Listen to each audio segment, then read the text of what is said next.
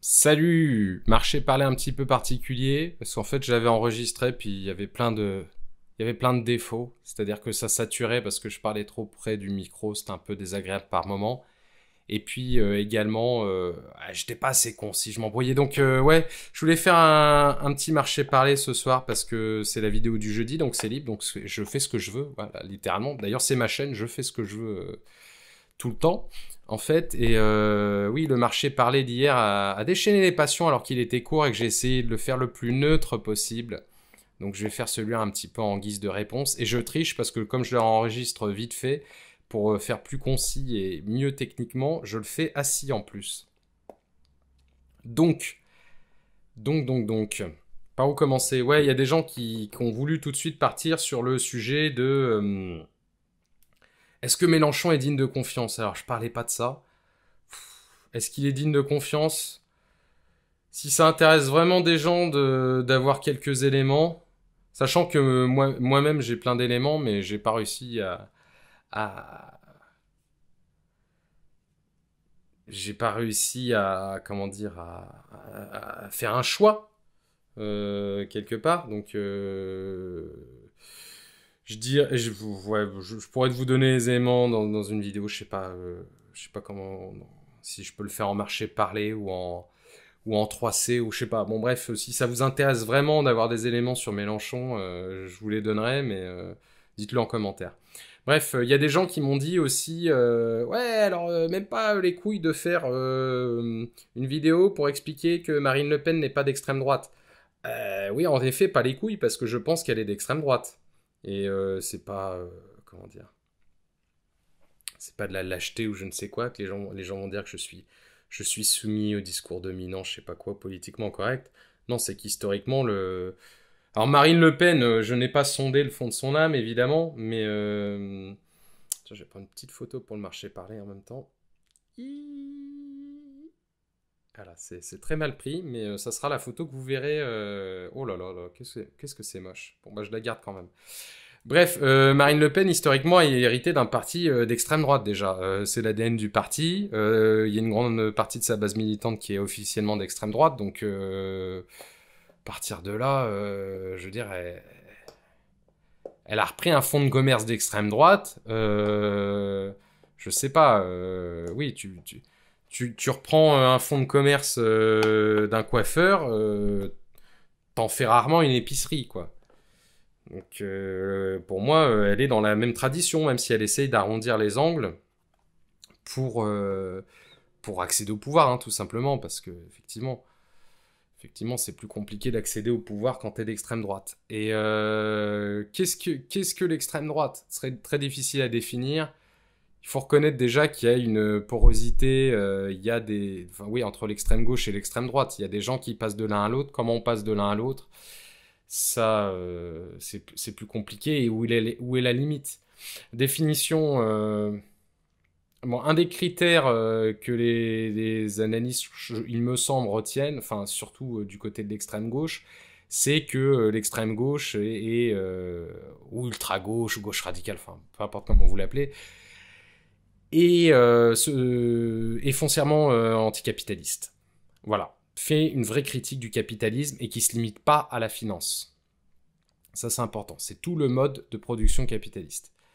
Et alors que l'extrême droite, non, ou alors un petit peu dans le discours au départ pour se faire élire, comme l'a fait le nazisme. Hein, le nazisme avait un discours au moins anti-finance, il me semble, au début, que certains qualifiaient de socialiste, et finalement, quand ils ont été élus, bah, va te faire foutre, quoi.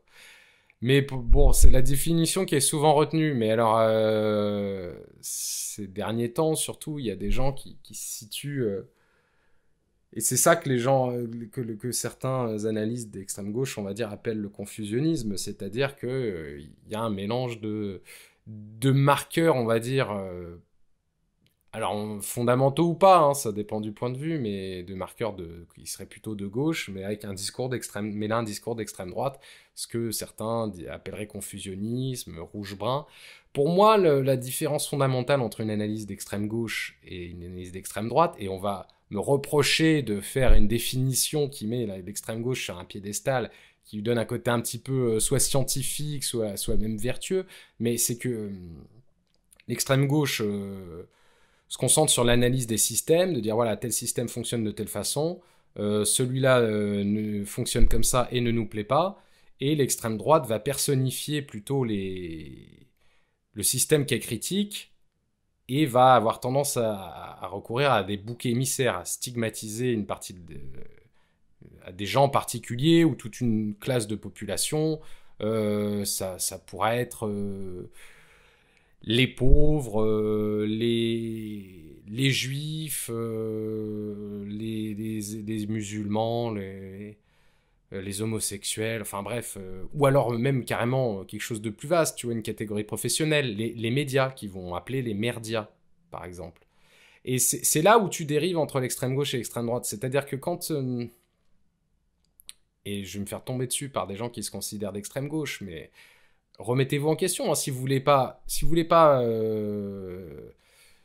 être accusé de dériver à l'extrême droite, soit vous assumez de dériver à l'extrême droite, soit vous vous remettez en question. Mais pour moi, hein, c'est ma grille d'analyse personnelle aussi. Hein, je pense qu'il y a beaucoup de gens qui seront d'accord et beaucoup de gens qui seront pas d'accord. Mais pour moi, là, c'est la différence fondamentale. C'est qu'à partir du moment où quand tu dis, voilà, il y a un système capitaliste qui n'est pas juste et on veut le changer, là, t'es d'extrême gauche. Quand tu dis c'est la faute des riches, là, tu commences à dériver vers l'extrême droite. Et quand tu dis, bah, c'est les juifs, bah, alors là, il n'y a pas photo. C'est Parce que si vous voulez, bon, c'est très facile comment dire, de passer le système est mal fait à, il y a une volonté des riches de faire le mal. Voilà, c'est ça le problème. Et c'est comme ça que selon moi, tu passes de l'extrême gauche à l'extrême droite, c'est que tu passes de la critique du système à la critique de personnes en particulier qui auraient une volonté mauvaise ou maléfique.